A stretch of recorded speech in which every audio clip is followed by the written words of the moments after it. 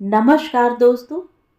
अनुपम कहानियों की श्रृंखला में आज सुनेंगे ख्याति प्राप्त कथाकार अलका प्रमोद जी की कहानी पापा तुम कहाँ हो।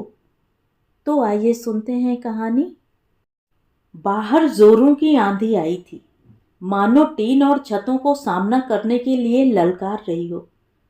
खिड़की की झिर्री से प्रवेश करती वायु विचित्र सी सीटी के समान ध्वनि उत्पन्न कर रही थी कि तभी आंधी के कारण बिजली चले जाने से वातावरण और भी रहस्यमय हो उठा।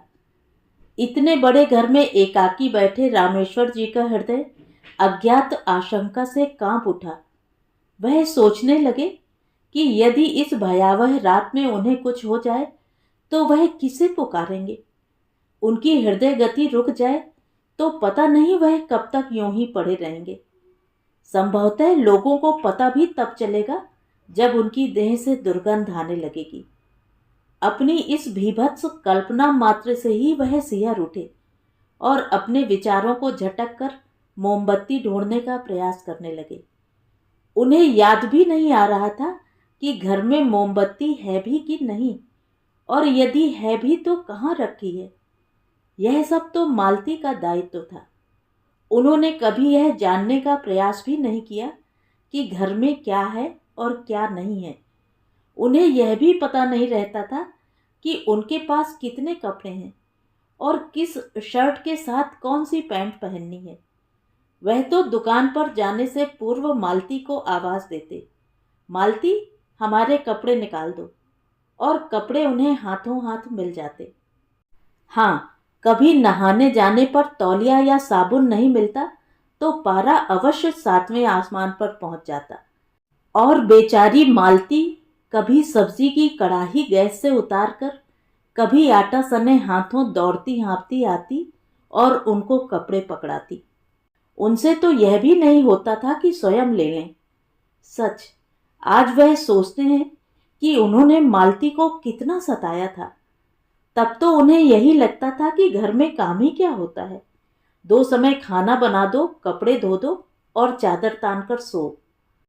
उन्हें तो बस अपने काम ही महत्वपूर्ण लगते थे। कभी थोक का सामान जाना है तो कभी आयकर वालों से निपटना है। कभी कभी तो कोई झगड़ालू ग्राहक आ जाता तो घंटों सिर खपाना पड़ता है। घर आकर भी रुपए का हिसाब किताब ही मस्तिष्क में घूमता रहता है। अब आज जब उन्हें घर गृहस्थी से दो चार होना पड़ा तो ज्ञात हुआ कि इसे संभालना भी कम दुर्वह कार्य नहीं है। पर अब तो पश्चाताप का अवसर भी मुट्ठी से रेत बनकर फिसल चुका है। मालती ने तो सारे झंझटों से मुक्त होकर परलोक की राह पकड़ी। वैसे वह भाग्यशाली थी कि उसने वह सब नहीं देखा जो आज उन्हें देखना पड़ रहा है। वह तो प्रायः ईश्वर को धन्यवाद देती थी और कहती, सच शकुन के पापा, ऊपर वाले का धन्यवाद है कि उसने भले ही हमें लड़का नहीं दिया, पर हमारी तीनों बेटियां और दामाद इतने भले हैं कि हमें कोई कमी नहीं। उस पर अपना दिनेश और उसकी बहू जितना मानते हैं वह तो शायद पेट जाया भी न करे। इस पर रामेश्वर चुटकी लेते और कहते, पहले जब मैं कहता था कि लड़का और लड़की बराबर हैं तो तुम कहाँ सुनती थी। न जाने कहाँ कहाँ पूजा पाठ और मन्नत नहीं मानी तुमने। मालती तुनक कर कहती, अरे यह हमारे पूजा पाठ और मन्नत का प्रताप है कि भगवान भी पसीज गए। चलो बेटा नहीं दिया तो क्या, बेटे का सुख तो दे ही दिया। रामेश्वर हंसते, चलो चलो तुम्हारे पूजा पाठ से ही सही, हमारा बुढ़ापा तो चैन से कट रहा है। वह गलत भी नहीं कह रहे थे। मालती थी तो यही घर कितना भरा पूरा रहता था। आए दिन कोई ना कोई लड़की दामाद आते ही रहते थे। सभी दामाद बेटों के समान घर में आते थे, कोई नखरा नहीं था। यदि आवश्यकता हो तो सब्जी आदि लाने में भी नहीं हिचकते। जब छोटी बेटी प्रीति के विवाह की बात उठी थी तो मालती ने हठ पकड़ लिया। 2 बेटियां तो दूर चली गईं, पर उसे तो इसी शहर में ही ब्याहेंगे, समय बेसमय का सहारा रहेगा। उनका निर्णय गलत भी नहीं था। प्रीति तो नित्य प्रति हालचाल पूछ ही लेती। दामाद राजीव भी किसी भी कार्य के लिए एक पांव पर खड़े रहते। यही नहीं, छोटे भाई बशेश्वर जो पास में ही रहते थे, उनका बेटा दिनेश भी दूसरे तीसरे दिन चक्कर लगा ही लेता था। दिन चैन से कट रहे थे, पर भाग्य का लिखा व्यक्ति देख पाता तो ईश्वर को कौन पूछता। उस दिन जब रामेश्वर दुकान से लौटे तो मालती के सीने में दर्द हो रहा था। छोटी मोटी परेशानी तो वह सह लेती थी और उन्हें पता भी नहीं चलता था, पर उस दिन अवश्य असह्य कष्ट था जो वह सांझ ढले बिस्तर पर लेटी थी। उन्होंने उसका माथा छूते हुए पूछा था, क्या हुआ मालती? तो बड़े प्रयास से वह कराह कर बोली, जरा कोई चूरन ओरन दे दो, लगता है गैस चढ़ गई है, सीने में दर्द हो रहा है। जब तक रामेश्वर जी ढूंढकर चूरन और पानी लाए, मालती के हाथ पांव ठंडे होने लगे। वह बेसुध सी हो गई। मालती की स्थिति देखकर रामेश्वर जी के हाथ पांव यूं ही ठंडे हो गए। उन्होंने दिनेश और राजीव को कांपते हाथों से फोन मिलाया। राजीव तुरंत पहुंच गए और दोनों मिलकर मालती को पास के रामा नर्सिंग होम में ले गए। तब तक दिनेश भी आ पहुंचा था। अस्पताल में डॉक्टर मेहरा ने निरीक्षण करके बताया, इन्हें दिल का दौरा पड़ा है। रामेश्वर घबरा गए और बोले, डॉक्टर साहब अब क्या होगा? डॉक्टर ने कहा, तुरंत ऑपरेशन करना होगा, पर वह निष्फल रहा। मालती सबको हतप्रभ छोड़कर चली गई। इस आघात से रामेश्वर जी तो मानो पत्थर हो गए। उन्होंने कभी सोचा भी न था कि जीवन की राह में सदा साथ देने वाली मालती अंतिम पड़ाव में, जब वह स्वयं निर्बल होने लगे थे, उन्हें इस प्रकार धोखा दे जाएगी। वह तो निष्प्राण से वहीं बैठ गए। उन्हें कुछ सुध नहीं कि कब क्या हुआ। सारा कार्य राजीव और दिनेश ने ही संभाला। किसने लड़कियों को सूचना दी, नाते रिश्तेदार कब आए और कब मालती अपने अंतिम पड़ाव पर निकल गई, उन्हें कुछ भी पता नहीं। उनसे जो कहा जाता रहा वह करते रहे। वे चौंके तो तब जब उनसे चिता को अग्नि देने को कहा गया। जिस 18 वर्ष की कोमलांगनी मालती को वह 40 वर्ष पूर्व ब्याह कर घर लाए थे, वह शरीर पल भर में अग्नि में झुलस जाएगा, इस कल्पना मात्र ने उनके पत्थर हुआ मन का बांध तोड़ दिया। और उस दरार से उनका शोक जो प्रवाहित हुआ तो सारी सीमाएं पीछे छोड़ दी। उनके रुदन ने पाषाण हृदयों के नेत्र भी नम कर दिए, पर उनकी एक पुकार पर दौड़ आने वाली मालती ने आज उनकी पुकार नहीं सुनी। वह तो लकड़ी की शैया पर चिर निद्रा में सोती ही रही। थके हारे जब वह सब कुछ स्वाहा करके लौटे तो घर शोक व्यक्त करने वालों की भीड़ से भरा हुआ था, पर वह इस भीड़ में भी स्वयं को नितांत एकाकी पा रहे थे।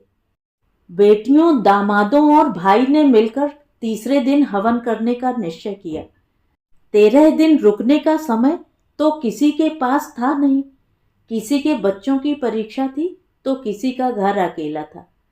तीसरे दिन शांति पाठ और हवन के साथ मालती के अस्तित्व को पूर्ण रूप से विदा दे दी गई। शांति पाठ वाले दिन रामेश्वर जी निढाल से बैठे थे कि उनके भाई बशेश्वर आकर बैठ गए और बोले, भैया एक बात कहनी थी। हाँ हाँ बोलो। भैया, भाभी तो हमें छोड़कर चली गईं, बेटियां अपने घर की हो गईं, अब हमें तो बस आपकी चिंता खाए जा रही है। रामेश्वर ने कहा, अरे अब ऊपर वाले ने जैसा किया वह तो सहना ही पड़ेगा, फिर तुम लोग तो हो ही। दिनेश और उसकी बहू तो दूसरे तीसरे दिन आते ही रहते हैं। बशेश्वर ने अपनी बात थोड़ी और स्पष्ट करते हुए कहा, यही तो भैया, आजकल के लड़कों की तो भली चलाई, वो तो अपनी मनमर्जी के मालिक हैं। मन आया तो पूछेंगे, वरना कोई दबाव तो है नहीं। फिर थोड़ा रुककर झिझकते हुए बोले, हमारा तो यह कहना था कि आप उसे अपना बेटा बना लें। इस पर रामेश्वर जी ने चौंक कर कहा, अरे बेटा जैसा तो वह है ही, क्या हमने उसे कभी पराया माना है? बशेश्वर ने खींचते हुए कहा, भैया बेटा और बेटा जैसा होने में बहुत अंतर है। अब तो उसे दुकान सौंप कर तुम आराम करो। जब जिम्मेदारी उसके सिर आएगी तो उसे भी लगेगा कि दुकान उसकी है और वह मन लगाकर काम करेगा और बहू भी तुम्हारी सेवा करेगी। नहीं तो उसे अपना धंधा जमाने से फुर्सत ही कहाँ मिलेगी। रामेश्वर जी समझ रहे थे कि उन्हें ढके मुंदे शब्दों में चेतावनी दी जा रही थी कि यदि तुम उसे दुकान और मकान में अधिकार दोगे तो वह तुम्हारी देखभाल करेगा, वरना नहीं। उन दोनों की वार्ता चल ही रही थी कि छोटे दामाद राजीव और बड़ी बेटी शकुन वहां आ गए। शकुन बोली, यह चाचा पापा दोनों भाई मिलकर क्या सलाह कर रहे हैं? बशेश्वर सकपका गए। लड़कियों के सामने वह यह बात करना नहीं चाह रहे थे, अतः टालते हुए बोले, कुछ नहीं, घर परिवार की आपस की बात है। पर शकुन के अधिक आग्रह पर रामेश्वर ने बता दिया कि बशेश्वर क्या चाहता है। यह सुनकर शकुन और राजीव की भ्रकुटी तन गई। शकुन बोली, क्यों, हम बेटियां मर गई हैं क्या जो पापा दिनेश को गोद लेंगे? राजीव भी बोले, मैंने भी सदा पापा को ससुर नहीं पिता माना है, फिर आज अचानक मुझे पराया समझा जाने लगा। वार्तालाप के स्वर अचानक ही ऊंचे हो गए थे, जिसे सुनकर शेष लोग भी आ गए। बात समझ आने पर सभी को आपत्ति हुई कि दिनेश को अधिकार दिए जाएं। अपनी दाल गलती न देखकर बशेश्वर आवेश में आकर बोले, ठीक है, बड़ी सगी हो अपने पापा की तो आकर रहो यहाँ और करो देखभाल अपने पापा की। पर एक बात हम डंके की चोट पर कह देते हैं कि अपना खून अपना होता है, जमाई किसी के नहीं हुए। अरे, हमारे शास्त्रों में भी बेटी दामाद के पराये होने की बात लिखी है। फिर सफाई देते हुए से बोले, हम तो भैया के बुढ़ापे की चिंता में बोल पड़े, वरना हमें क्या पड़ी है किसी के फटे में टांग अड़ाने की। फिर अपनी बात विपरीत धारा में जाते देखकर पैर पटकते हुए वहां से चलते बने। पर जो कंकड़ वह शांत दरिया में फेंक गए, वह ऊपर से शांत झील के अंतस में हिलोरें लेती लहरों को सतह पर ले आया। सभी के मन में यह प्रश्न उठा कि कहीं पापा अपने सहारे के लिए किसी एक बेटी को न चुन लें, या बशेश्वर चाचा ही समझा बुझाकर दिनेश को दुकान पर बैठा दें, क्योंकि उसका वैसे भी कोई स्थायी धंधा तो है नहीं।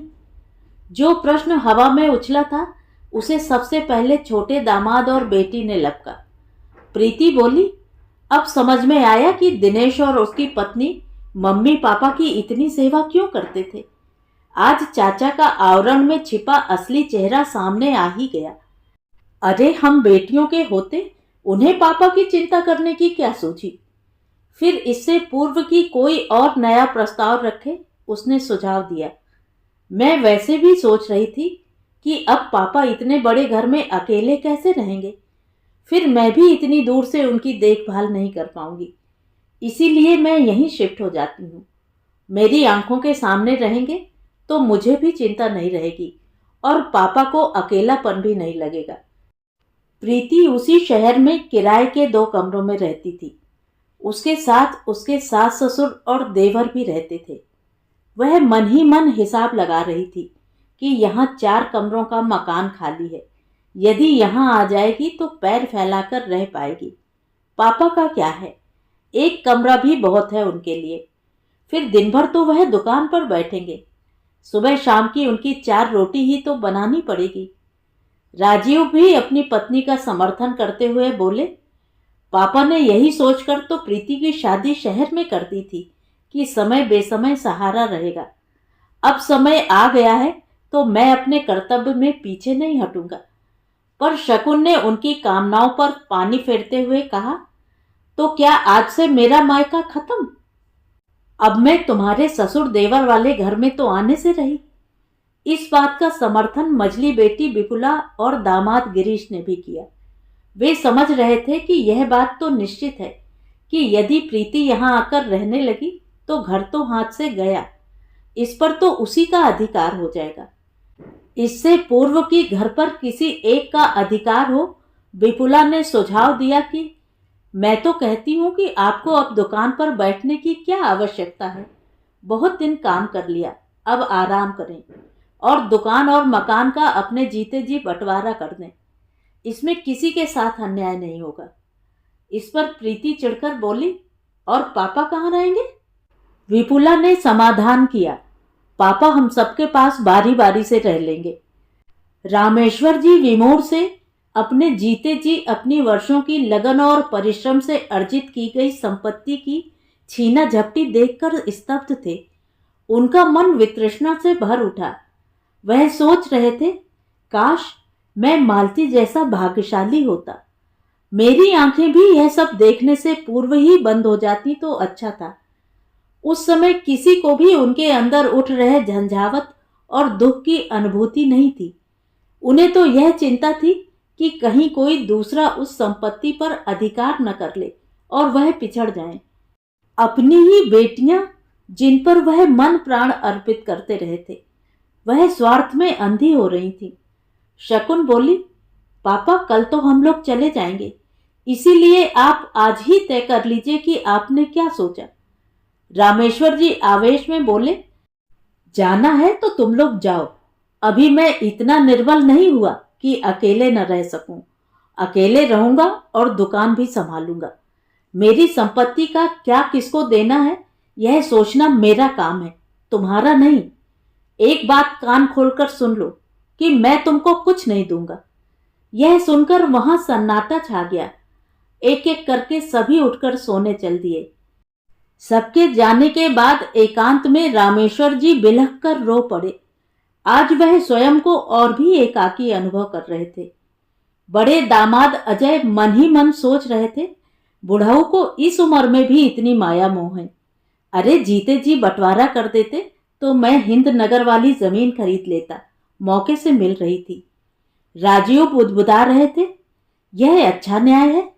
काम के समय सदा हमें याद किया जाता है, जब देखो दौड़ाते रहते हैं, और अब हिस्सा लेने को सब तैयार बैठे हैं। मझले दामाद गिरीश ने जब देखा कि कोई दाल नहीं गलनी, तो प्रातः पहली बस से निकलने की सोचने लगे। अगले दिन सभी अपने अपने घर चले गए। अचानक बिजली आ गई, शायद आंधी थम गई थी। सबके जाने के बाद अब तो बस रामेश्वर जी थे और मालती की स्मृतियां। जब कभी मन बहुत व्यग्र होता तो मालती की फोटो से बातें करते, पुराने एल्बम देखते और उन्हीं दिनों में विचरते रहते। मन पर वैराग्य घर करता जा रहा था। अब तो दुकान पर भी जाने का मन नहीं होता। क्या करेंगे और धन अर्जित करके? जो धन है वही उनके अपनों के मध्य क्लेश का कारण बना हुआ है। विश्वास नहीं होता कि यह सब उसी मालती की संतानें हैं जिसे धन वैभव कभी मोह ही नहीं पाया। वह तो अपने लिए कभी कुछ भी लेती ही नहीं थी। जब देखो प्रीति, विपुला और शकुन की ही चिंता में लगी रहती थी। फिर जब उनके परिवार हो गए तो उसकी चिंता का घेरा और भी बड़ा हो गया था। कभी विपुला के बेटे का जन्मदिन है तो उपहार देना है, तो कभी प्रीति को नागपंचमी की साड़ी देनी है, या शकुन बहुत दिनों बाद आई है तो दामाद जी को कपड़े देने हैं। संभवतः मालती ने इन्हें दे देकर ही इतना अभ्यस्त बना दिया है, जो पापा के लिए संवेदना को किनारे रखकर अपने अधिकार पाने की होड़ में लग गई। जब से उन्होंने कह दिया है कि वह किसी को कुछ नहीं देंगे, सब उनसे किनारा कर बैठे हैं। दिनेश इतने दिनों में औपचारिकतावश मात्र एक बार आया था, वह भी अकेले। बेटियां अवश्य फोन कर लेती थीं, पर उनकी वाणी में वह आत्मीयता पता नहीं कहां खो चुकी थी, कभी जो पापा के लिए हुआ करती थी। रामेश्वर जी मन ही मन हंसते और सोचते, अरे मैं यह सब अपने सीने पर थोड़े ही ले जाऊंगा, पर कम से कम मेरे मरने तक तो सब्र कर लेते। इस उपेक्षा से व्यथित रामेश्वर जी का संसार के प्रति माया मोह समाप्त हो गया था। उन्हें जग मिथ्या लगने लगा था। एक दिन शकुन अपने कार्यों में व्यस्त थी कि तभी किसी ने घंटी बजाई। उसने द्वार खोला तो सामने कुरियर वाला खड़ा था। उसने हस्ताक्षर करके लिफाफा खोला तो उसमें पापा का भेजा हुआ 5 लाख रुपयों का ड्राफ्ट था। शकुन प्रसन्नता से नाच उठी। आखिर पापा को बेटियों के अधिकार का ध्यान आ ही गया। उसने प्रीति को फोन किया तो ज्ञात हुआ कि उसके पास भी ऐसा ही एक ड्राफ्ट आया है। अभी वह विपुला को फोन करने की सोच ही रही थी कि विपुला ने स्वयं ही 5 लाख रुपए मिलने की सूचना दे दी। तीनों बहनों को अचानक आज पापा पर बहुत प्यार आ गया और वे सब पापा से मिलने को व्यग्र हो गईं। विपुला शकुन आनन फानन कार्यक्रम बनाकर फरीदाबाद पहुंच गई और प्रीति को लेकर पापा के घर पहुंची, पर घर पर ताला लगा था। उन्होंने सोचा पापा दुकान पर होंगे, पर दुकान भी बंद थी। अतः पड़ोस वाले वर्मा जी का दरवाजा खटखटाया। वर्मा जी तीनों बहनों को साथ देखकर आश्चर्य से बोले, तुम लोग यहाँ? तो प्रीति ने आगे बढ़कर कहा, चाचा जी हम लोग पापा से मिलने आए थे, पर वह मकान और दुकान बंद करके कहीं गए हैं। क्या आपसे कुछ कह गए हैं? वर्मा जी ने कुछ असमंजस में कहा, क्या तुम लोगों को कुछ नहीं पता? तीनों बहनों को अब कुछ खटका हुआ। वे एक साथ बोल पड़ी, क्या हुआ पापा को? वह ठीक तो है? वर्मा जी ने कंधे उचकाते हुए कहा, क्या पता, मुझे तो बस इतना ही पता है कि रामेश्वर जी 1 सप्ताह पूर्व अपना मकान और दुकान बेच चुके हैं। फिर कुछ रुककर बोले, हम तो समझते थे कि वह तुम लोगों के ही पास होंगे। तीनों बहनें हतप्रभ रह गईं। वे एक दूसरे से आंख नहीं मिला पा रही थीं, क्योंकि वह समझ गई थी कि पापा उनसे रूठ गए हैं और उन्हें कभी नहीं मिलेंगे। आज उनके मन में एक ही प्रश्न था, पापा तुम कहाँ हो? तो ये थी कहानी। कहानी आपको कैसी लगी कमेंट करके ज़रूर बताएं। और अगर मेरे द्वारा सुनाई हुई कहानियाँ आपको अच्छी लगती हैं और आप मेरे चैनल पर पहली बार आए हैं तो चैनल को सब्सक्राइब ज़रूर करें, लाइक करें और अपने दोस्तों और परिचितों में शेयर भी करें। बेल आइकन दबाना बिल्कुल भी ना भूलें। धन्यवाद।